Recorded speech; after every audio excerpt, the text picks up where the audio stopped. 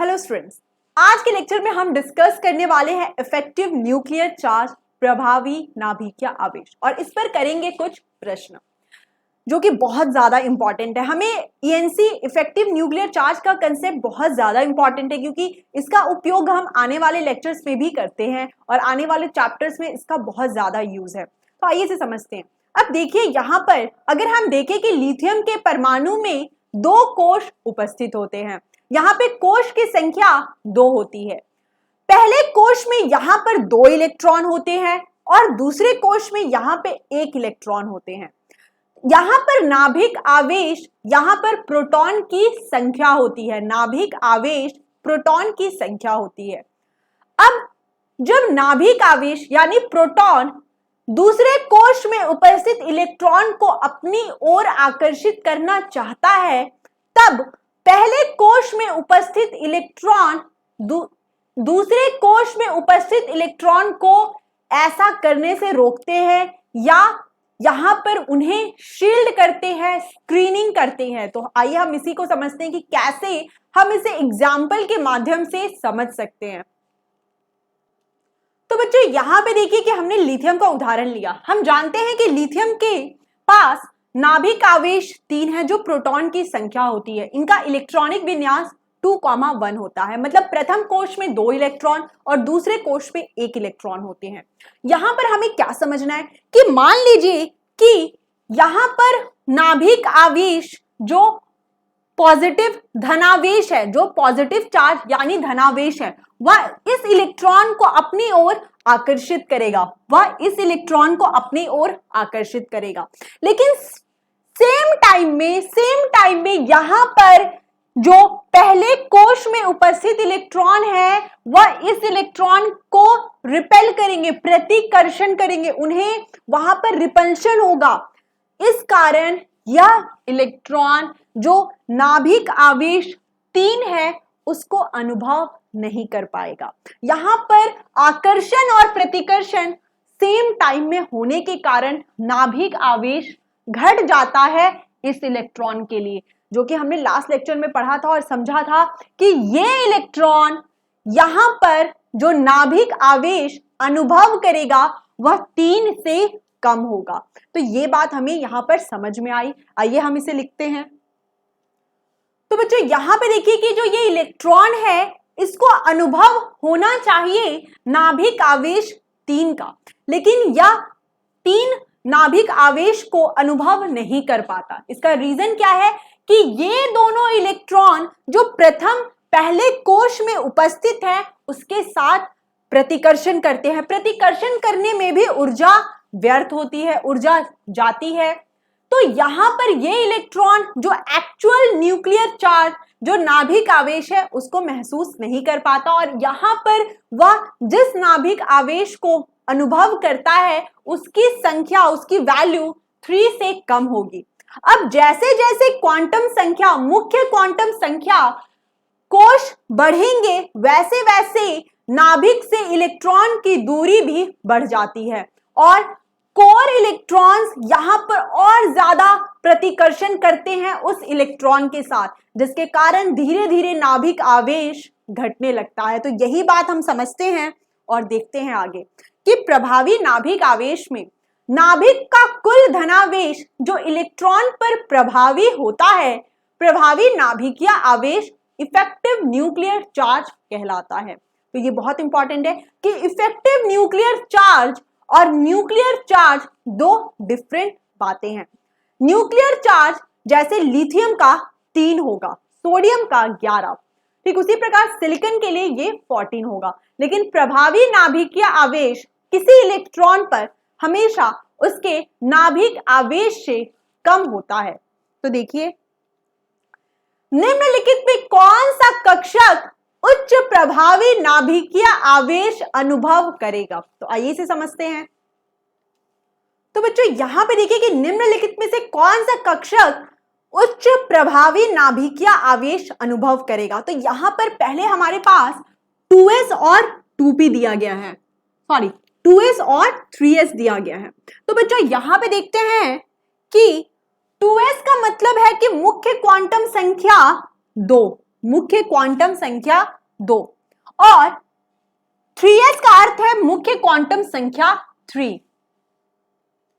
तो यहां पर 2s और 3s में अगर हम देखें तो हमें समझ में आएगा कि इलेक्ट्रॉन अगर कोश सेकंड में प्रेजेंट है, दूसरी कोश में प्रेजेंट है, मतलब यहां पर नाभिक से उसकी दूरी कम होगी। कैसे? यहां पे देखिए इसकी नाभिक से दूरी कम होगी, जबकि तीसरे कोश के लिए नाभिक से दूरी ज्यादा होगी। अब अगर इलेक्ट्रॉन दूसरे कोश में उपस्थित है तो उसे सिर्फ पहले कोश के इलेक्ट्रॉन से प्रतिकर्षण करना होगा नाभिक आवेश के लिए। यहां पर हमें क्या समझ में आता है कि अगर यहां पर इलेक्ट्रॉन दूसरे कोश में उपस्थित है तो इसका प्रतिकर्षण पहले कोश के साथ होगा। रीजन क्या है? क्योंकि यहां पर नाभिक आवेश को दूसरे कोश तक पहुंचने के लिए पहले कोश को पार करना होगा। तो आइए इसे जरा समझते हैं कि अगर नाभिक आवेश पहले कोश को पार करके दूसरे कोश के पास जाता है, मतलब यहां पर इलेक्ट्रॉन अगर उपस्थित है तो नाभिक आवेश को पहले कोश को पार करना होगा, उसे क्रॉस करना होगा, तभी वह दूसरे कोश में पहुंच पाएगा। इसका अर्थ यह है कि अगर इलेक्ट्रॉन पहले कोश में उपस्थित है तो इस इलेक्ट्रॉन का प्रतिकर्षण पहले कोश के इलेक्ट्रॉन से होगा। तो यहां पर हमें क्या समझ में आता है कि जो नाभिक आवेश ज्यादा 2s अनुभव कर पाएगा, जबकि 3s का अर्थ मतलब तीसरा कोश। और यहां पर हमें क्या समझ में आता है कि अगर इलेक्ट्रॉन तीसरे कोश में उपस्थित है तो यहां पर नाभिक आवेश को पहुंचने के लिए दो कोश को क्रॉस करना होगा, दो क्वांटम संख्या को क्रॉस करना होगा। पहला n = 1 को क्रॉस करना होगा, फिर n = 2 को क्रॉस करना होगा, तब वह तीसरे कोश में पहुंच पाएगा। मतलब इस इलेक्ट्रॉन की लड़ाई इस दूसरे कोश में उपस्थित इलेक्ट्रॉन और पहले कोश में उपस्थित इलेक्ट्रॉन से होगी। तो यहां पर हमें समझ में आएगा कि 2s का प्रभावी नाभिकीय आवेश मैक्सिमम होगा, ज्यादा होगा। आगे देखते हैं बच्चों, दूसरा प्रश्न देखिए, 4d और 4f में कौन ज्यादा नाभिकीय आवेश अनुभव करेगा? तो यहां पर हमें समझना होगा कि 4d और 4f में हम जानते हैं कि नाभिक से समीप, यहां पे हम लिखते हैं कि नाभिक से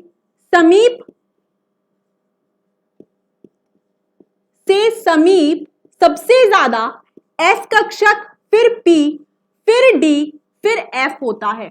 इसका मतलब कि यहां पर अगर s कक्षक उपस्थित है तो s कक्षक नाभिक के ज्यादा समीप होता है, मतलब वह ज्यादा न्यूक्लियर चार्ज नाभिक आवेश को भी महसूस कर पाएगा, अनुभव कर पाएगा। मतलब अगर यहां पर हम 4s और यहां पर अगर हम 4d और 4f की बात करें, यहां पे अगर हम 4d और 4f की बात करें, n = 4, बच्चों यहां पे देखिए, यहां पे 4d भी होगा, यहां पर 4d भी होगा और 4f भी उपस्थित होगा। इसका अर्थ यह है कि इसी कोश में 4d भी उपस्थित है और 4f भी उपस्थित है, लेकिन नाभिक आवेश ज्यादा 4d महसूस करेगा, अनुभव करेगा। रीजन क्या है? क्योंकि वह नाभिक के ज्यादा पास है, वह नाभिक के ज्यादा पास है, उसकी आकार, उसकी आकृति ऐसी होती है कि वह नाभिकीय आवेश ज्यादा अनुभव कर पाएगा। ये बहुत इंपॉर्टेंट पॉइंट है और इस पॉइंट को नोट जरूर करिए। तो यहां पर हम देखते हैं कि 4d ज्यादा नाभिक आवेश को अनुभव कर पाएगा। फिर बात करते हैं 3d और 3p की, तो यहां पर 3p ज्यादा नाभिक आवेश अनुभव कर पाएगा। रीजन क्या है कि p कक्षक नाभिक के ज्यादा समीप होता है और d कक्षक f कक्षक की तुलना में नाभिक के ज्यादा समीप होता है। नेक्स्ट प्रश्न देखिए, एल्यूमिनियम तथा सिलिकॉन में 3p कक्षक में इलेक्ट्रॉन है, कौन सा इलेक्ट्रॉन नाभिक से अधिक प्रभावी नाभिकीय आवेश अनुभव करेगा? आइए इसे समझते हैं। तो बच्चों यहां पे देखिए कि एल्यूमिनियम तथा सिलिकॉन में यहां पर जो इलेक्ट्रॉन उपस्थित है वह दोनों 3p कक्षक में है, लेकिन यहां पर इन दोनों का नाभिक आवेश अलग होगा। यहां पर एल्यूमिनियम का नाभिक आवेश 13 और सिलिकॉन का 14 होगा। तो यहां पे देखिए हम कैसे समझ सकते हैं, यहां पे आइए बच्चों हम देखते हैं कि एल्यूमिनियम का इलेक्ट्रॉनिक विन्यास 2 8 3, मतलब पहले कोश में 2 इलेक्ट्रॉन, दूसरे कोश में 8 इलेक्ट्रॉन, तीसरे कोश में 3 इलेक्ट्रॉन। फिर यहाँ पे सिलिकॉन का केस देखते हैं, यहाँ पर पहले कोश में 2 इलेक्ट्रॉन, दूसरे में 8 इलेक्ट्रॉन और तीसरे में 4 इलेक्ट्रॉन है। इसका अर्थ यह है कि यहाँ पर यहाँ पे तीसरे कोश में ही 3p होगा, तीसरे कोश में 3p होगा, और यहाँ पे 3 इलेक्ट्रॉन है, यहाँ पे 4 इलेक्ट्रॉन है। अब बात करते हैं कि इस 3 इलेक्ट्रॉन को, इन 3 इलेक्ट्रॉन का प्रतिकर्षण कितने इलेक्ट्रॉन से है? इस 3 इलेक्ट्रॉन का प्रतिकर्षण 10 इलेक्ट्रॉन से है। यहां पर हम लिख सकते हैं कि 3 इलेक्ट्रॉन का प्रतिकर्षण यहां पर 10 इलेक्ट्रॉन से है, 10 इलेक्ट्रॉन से है, प्रतिकर्षण 10 इलेक्ट्रॉन से है। लेकिन यहां पर इन 4 इलेक्ट्रॉन का प्रतिकर्षण 10 इलेक्ट्रॉन से है, यहां पर 4 इलेक्ट्रॉन का प्रतिकर्षण 10 इलेक्ट्रॉन से है। मतलब यहां पर हमें क्या समझ में आ रहा है कि यहां पर तीसरे कोश में उपस्थित जो इलेक्ट्रॉन है उनका प्रतिकर्षण 10 इलेक्ट्रॉन से है दोनों जगह।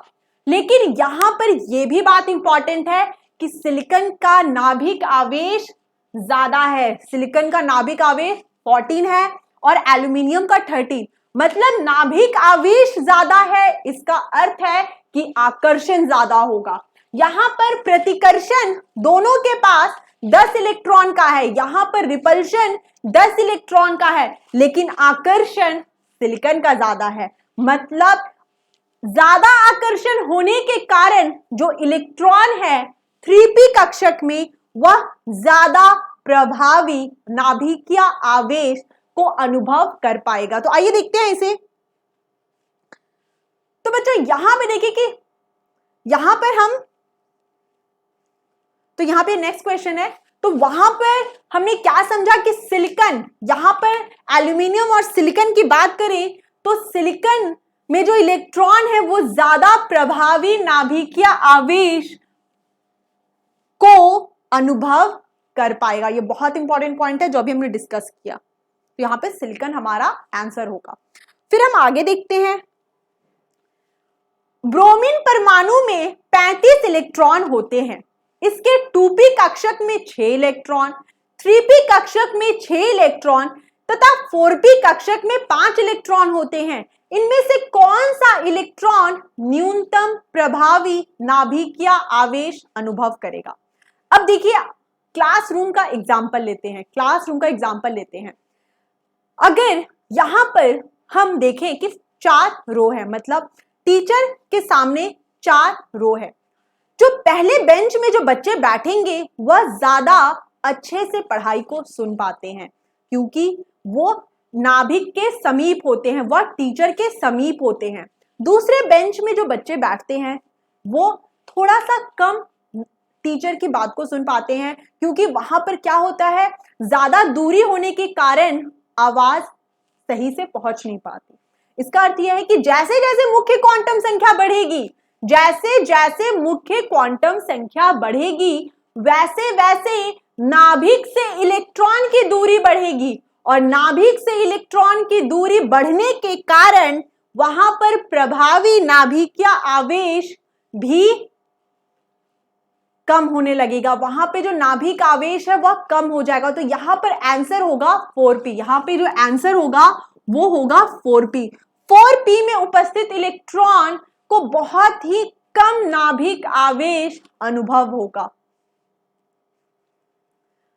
अब बात करते हैं शील्डिंग की। तो बच्चों शील्डिंग को हम नेक्स्ट लेक्चर में देखते हैं। तब तक के लिए धन्यवाद। Thank you so much.